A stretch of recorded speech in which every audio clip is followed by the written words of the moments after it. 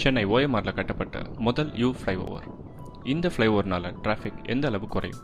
அது மட்டும் இல்லாமல் OMRல ரொம்ப வேகமாக நடந்துட்டு வர மெட்ரோ ரயில் ஃபேஸ் 2 ஒர்க் மத்திய கைலாஷ்ல இருந்து ஷோலிங்கநல்லூர் வரைக்கும் எந்த அளவுக்கு இந்த ஒர்க் போயிருக்கு அப்படிங்கிற நவம்பர் மந்த் வரைக்குமான அப்டேட் எல்லாமே இந்த வீடியோவில் பார்க்கலாம். மெட்ரோ ரயில் ஃபேஸ் 2 பற்றின டீட்டெயில்ட் நியூஸை இதுக்கு முன்னாடி நிறைய வீடியோஸில் நான் போஸ்ட் பண்ணியிருக்கேன். எங்கே ஸ்டேஷன்ஸ் வருது, என்ன ரூட்ஸ் எல்லாம் வரப்போகுது, இப்படி நிறைய இன்ஃபர்மேஷனை கவர் பண்ணியிருக்கேன். அதோட லிங்க்கை டிஸ்கிரிப்ஷனில் நான் கொடுத்துருக்கேன், நீங்கள் போய் செக் பண்ணிக்கலாம். இந்த சேனலில் சென்னை பற்றின நிறைய இன்ஃபர்மேஷன்ஸ் வந்துட்டுருக்கும். ஸோ அதெல்லாம் நீங்கள் மிஸ் பண்ணாமல் பார்க்கணும்னா சேனலை சப்ஸ்கிரைப் பண்ணி வச்சுக்கோங்க. இந்த வீடியோ உங்களுக்கு இன்ஃபர்மேட்டிவாக இருந்ததுன்னா வீடியோவை லைக் பண்ணிவிடுங்க.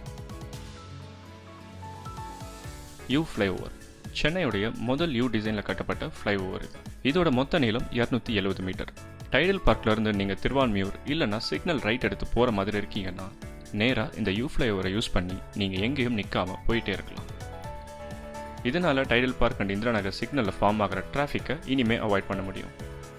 அதோட நம்ம சிக்னலில் வெயிட் பண்ணுற வெயிட்டிங் டைமும் இனி ரொம்ப கம்மியாகும். இதே மாதிரி இன்னொரு ஃப்ளைஓவர் டைடல் பார்க் சிக்னல் கிட்ட இப்போ கட்டப்பட்டு வருது. இதையும் ஓப்பன் பண்ணிட்டாங்கன்னா பீக் ஹவர்ஸில் பப்ளிக்கு ரொம்ப யூஸ்ஃபுல்லாக இருக்கும்.